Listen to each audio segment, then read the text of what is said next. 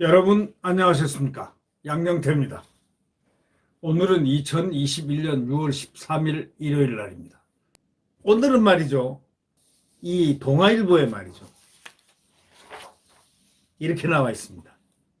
대통령 예스맨들, 민주당 초선들, 왕조 때도 안 그랬다. 조선 왕조 때도 안 그랬다. 초선 의원들이 지금 이 자유민주주의 국가의 초선 의원이 왜 이렇게 왕제 때도 안 그런 예스맨이 되느냐라는 이런 제하의 글이 있었습니다. 예, 이종훈 그 박사가 쓴 글인 것 같은데요. 그 이종훈 박사는 저도 잘 압니다. 그 같이 과거에 이 정치 패널을 했는데 그분도 보통 분이 아닙니다. 정치학 박사고 아주 훌륭한 그 비전을 갖고 이 정치 컨설팅을 하는 분인데 이분이 쓴 어떤 글에서 이 동아의 일보에 대통령 예스맨, 여당 초선, 왕조 때도 안 그랬다. 이게 제목, 이런 제목의 글이 올라왔습니다. 그러니까 결국 초선 의원 8명이 맨 처음에 이 부동산 거래 내역 조사를 한 결과 이제 더불어민주당 측에 뭔가를 이제 권익위원회가 이제 전달을 했을 거 아닙니까? 이번에 초선 의원 8명이 관련 의혹이 연루가 됐다는 겁니다. 초선 의원 8명이 관련 의혹에 연루됐다는 겁니다. 김주영, 김희재, 문진석, 윤미향, 서영석, 양이원영, 윤재갑, 김수홍 의원이라는데 아이 세상에 생각해 보세요. 권익위원회가 10몇 명을 12명인가 13명을 발표하는데 거기에 초선 의원이 8명이 관련 의혹에 연루, 아무리 의혹이지만 8명이나 연루됐다니 이거 좀 이거 뭐 좀 이상하지 않습니까? 아니 이게 무슨 초선들이 이렇습니까? 물론 뭐 좀 지금은 의혹이니까 확실히는 모르죠. 꽤나 정말 권익위원회가 원망스러울지는 모르지만 초선이 8명이 의혹에 쌓여 있으니 참 보니까 참 아주 한심하다 느낄 수밖에 없죠. 더불어민주당 초선 의원들 얘기 이들 잘못이 무엇이겠는가 이렇게 이종훈 박사는 얘기를 자문자답합니다. 대통령과 당 지도부를 열심히 따른 것이 죄라면 죄입니다. 국회의원은 개개인이 헌법기관이고 국민의 대표자인데 그래서 큰 소리 치고 특권이 뭐 몇 개입니까? 대한민국 국회의원처럼 특권 많은 데가 이 세계에 없습니다. 자기들 특권 계속 만들어내고 계속 지켜야 하는 이 국회의원들, 대한민국 국회의원들. 근데 헌법기관 아닙니까? 개개인이 헌법기관이니까 대통령이라든가 당대표 앞에서 당당할 수 있는 권리가 있고 당당하게 생각을 가지면 그걸로서 그분은 위상이 더 올라가는 법인데 민주당 초선 의원들은요 안 그렇습니다. 이 재보궐선거 패배 직후에 지난 아마 여러분들도 잘 기억하겠지만 지난 4월달 초에 그 재보궐선거 바로 패배 직후죠. 초선 의원 5명 아주 그냥 여러분 놀이하는 거 이렇게 곰 같은 거 머리 뚝 나왔다가 그냥 이렇게 때리면 들어가는 거 있지 않습니까? 5명이 뚝 튀어나왔습니다. 오영환, 이소영, 장경태, 장철민, 전용기 이런 5명입니다. 1층 용기 있는 초선이구나 했는데 기자회견 열고 얼마나 이 새로움을 줬습니까? 지난 1년간 우리는 경험이 부족한 초선 의원님을 핑계 삼아 어렵고 민감한 문제는 용기 있게 나서지 못했다. 정부와 지도부의 판단에 의존했다. 이제 바뀌어야 할 당의 관행과 기득권 구조 뭐 이런 거 국민의 공감을 받지 못하는 오만과 독선 국민 설득 없이 추진되는 정책이라든가 이런 거에 대해서 눈 감거나 이제는 앞으로 침묵 안 하겠다. 이렇게 큰 소리를 꽝 쳤다고요. 그리고 자성한다. 이렇게 하면서 마치 청와대 문을 박차고 들어가가지고 문재인 대통령 직언도 하고 막 그냥 할 소리 다 할 것처럼 기세 등등하고 기염을 토했는데 웬걸? 이름이 더민초죠. 더민초. 이 더민초가 국회를 찾은 이철이 대통령 비서실 정무수석에게 대통령 면담을 요청까지 했습니다. 근데 초선의원 68명하고 문 대통령 간담회가 열렸는데 청와대 영빈관에서 6월달 초에 열렸죠.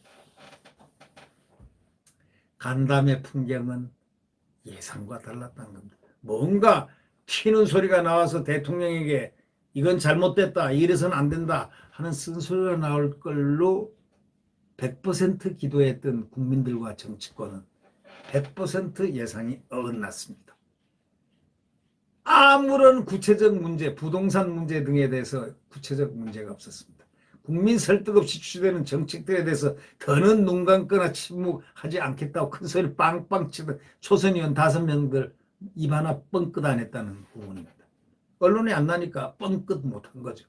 문 대통령이 정책 추진에 힘을 실어주기에 오히려 바빴다는 겁니다.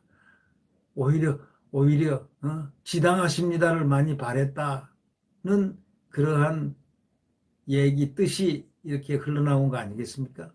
뭐지 모르죠 뭐. 그러니까 이 박사는 이렇게 얘기했죠. 예스맨 여당 초선들이 왕조 때도 안 그랬는데 참 한심하다라는 제목의 그 글을 갖다 쓸 정도 되면은 그게 그 뻔한 소리 아니겠습니까? 그러니까 결국은 힘을 더 대통령한테 실어주고 왔다. 그러니까 이 여당 초선 의원들하고 야당 지금 국민의힘 초선 의원들하고는 좀 질이 하늘과 땅이 다르다. 이런 느낌을 딱 주기에 충분한 이런 모습들 아닙니까?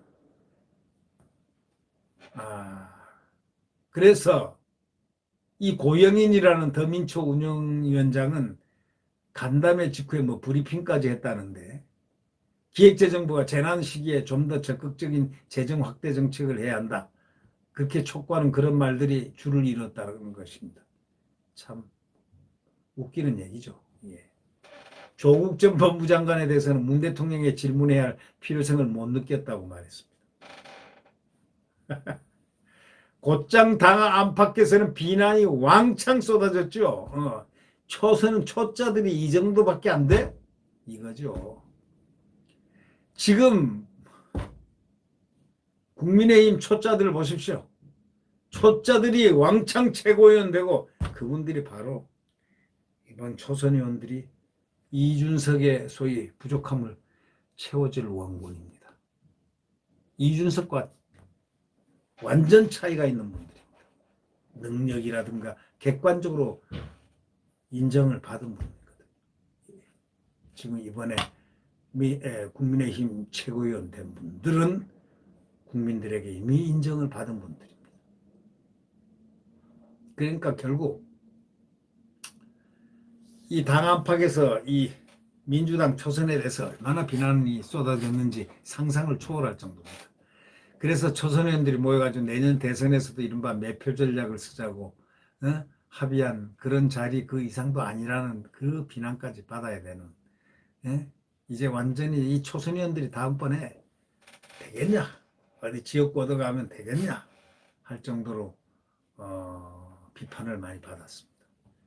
민주당 오영환 의원은 이날 국회의회관에서 뭐라고 그러냐면 더 나은 저널리즘을 위한 기자간담회 쓴소리를 못했다고 생각하지 않는다는 변명 같은 변명했습니다. 부동산이나 청년의 공정, 주거 안정, 자영업자 소상공인 문제에 대해서 솔직한 의견 개진이 했는데 뭘 나오잖아요. 바깥에 나와서 한 얘기를 갖다 발표를 해야지 자기들이. 그러니까 안 했다는 얘기죠. 쓴소리가 쓴소리에 딱 혼날라고요. 그냥 누구한테 친문한테 그냥 뭐로요. 그냥 친문 공격 있지 않습니까? 대깨문들 딱 보고 있는데 어디다 대고 감히. 장경태 의원 역시 대통령이 얘기한 그 민생 회복에 관한 부분으로 쓴소리인가 아닌가 논쟁은 좀 벗어난 것 같다 스스로 자복을 했습니다. 청년 일자리와 장병 처우, 국토균형 발전 등 강력하게 주문한 것도 있었다. 이거는 뭐 강력하게 얘기하는 건 다 누구나가 강력하게 하는 이야기입니다. 참 나약한 자여 그대 이름 여자로다가 아닙니다. 나약한 자여 그대 이름 민주당 초선이로다. 네. 그렇게 얘기하면 좀 어떨까요? 화가 날까요? 문 대통령의 정책 방향과 맞닿아 있다는 점은 인식하지 못하는 눈치입니다. 이들이. 그러니까 결국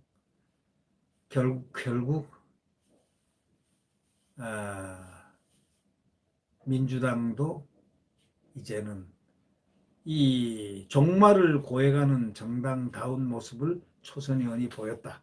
뭐 이렇게들 평가할 수도 있지 않겠나 하는 생각이 저의 생각입니다. 과거에는 말이죠. 이 2004년도 열린우리당 임종인 의원 같은 사람은 초선인데 뭐라고까지 얘기한 적이 있었냐면 앞으로 초선 군기를 잡겠다고 하면 물어뜯어버리겠다. 이렇게까지 얘기를 공언을 했습니다.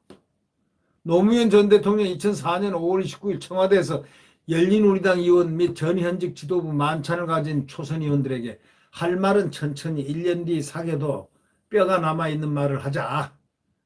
어쨌든 튄다는 소리 듣는 것은 손해다. 이렇게 조언까지 했을 정도인데 초선 의원 108명이 그 이후에도 거침없는 행보를 보여가지고 108번뇌, 108명이니까 108번뇌로 불리면서 놀림까지 받았다는 거예요. 그 당시 108번뇌 일원이던 정청래가 바로 그 중 한 명입니다. 정청래가 노무현 대통령한테 콱 찍힌 모양이죠. 근데 이 사람이 민주당 의원 91명의 동의를 받은 당규 개정 건의안을 발표했습니다. 당대표 최고위원 후보의 예비 경선 때 권리당원 의사를 50% 반영하고 본선 진출자를 6명으로 규정하자는 내용입니다. 정 의원은 이날 기자회견을 갖고 이렇게 얘기했습니다. 현행 당헌 당규 당 지도부를 구성할 때 소수 중앙위원들이 1차적으로 후보 컷오프하게 돼 있어 당원과 국민의 목소리가 반영되지 못한다. 당내 기반이 없는 새로운 인물이 도전하기 어려운 구조다 하고 지적을 했습니다. 민주당 초선 의원들이 좀 딱해 보인 모양이니까 민주당 초선을 살짝 도와주는 그런 폼새를 잡았습니다. 네. 당대표 도전은커녕 쓴소리를 하는 인물도 없는 영국에서 무슨 뭘 하겠다고 민주당 송영길 대표가요 시사 프로그램에서 사사건건 그 출연해가지고 본인들이 뚫고 나가야 한다. 조금 겁난다고 물러서는 정치하면 클 수는 없다. 자신 있고 패기 있는 정치를 해달라 초선의원들이 촉구하고 있지만 실제로 스스로는 어떻게 하는가 보면 알죠. 당대표에 맞서려는 초선의원이 하나도 없다는 사실. 그거는 송영길의 커다란 장애의 벽입니다. 스스로한테 도전은 용납 안 하면서 말은 그렇게 할 수 있다. 네, 하여튼 대통령 예스맨 여당의 초선들 왕조 때도 안 그런 이 초선들이 민주당에 포진돼 있다는 건 하나의 굉장한 이 슬픔이 아닌가. 그들의 슬픔이죠. 그들의 슬픔. 국민의 슬픔이 아닙니다. 국민은 그들을 이미 알았습니다. 민주당 초선 의원들은 이 민주당을 개선할 여지가 없고 용기도 없는 자들이다. 똑같다. 대깨문한테 소리 한번 꽥 소리 한번 나니까 빡 그냥 꿇어 엎드린 그 5명 하고 진배가 없었다. 이런 얘기 아니겠습니까? 네. 구독 버튼과 엄지를 눌러주시면 감사하겠습니다. 네, 다음 소식 함께 하겠습니다.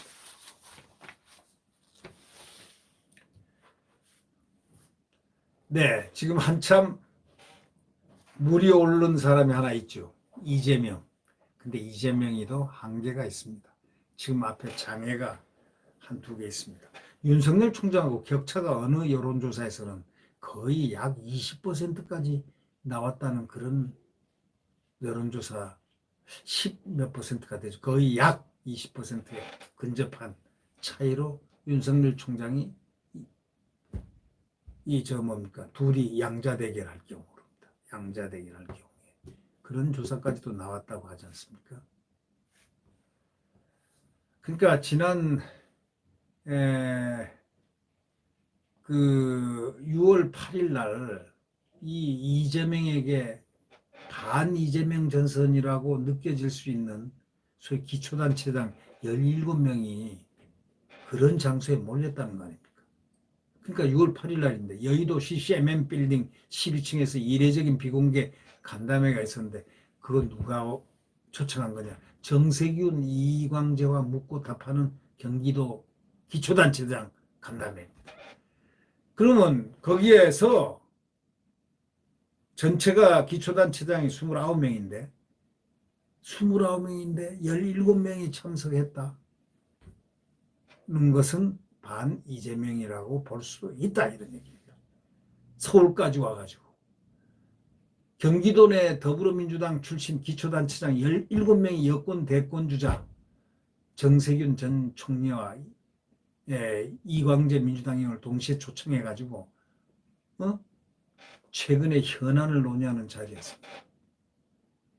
현재 경기도 기초단체장 중에 민주당 출신 모두 29명인데 참석자들의 말에 따르면 간담회가 한 2시간 이루어졌고 단체장들하고 정춘리, 이 의원은 서로 질의응답 주고받고 각자 소신 서슴없이 밝히고 그랬다는 겁니다.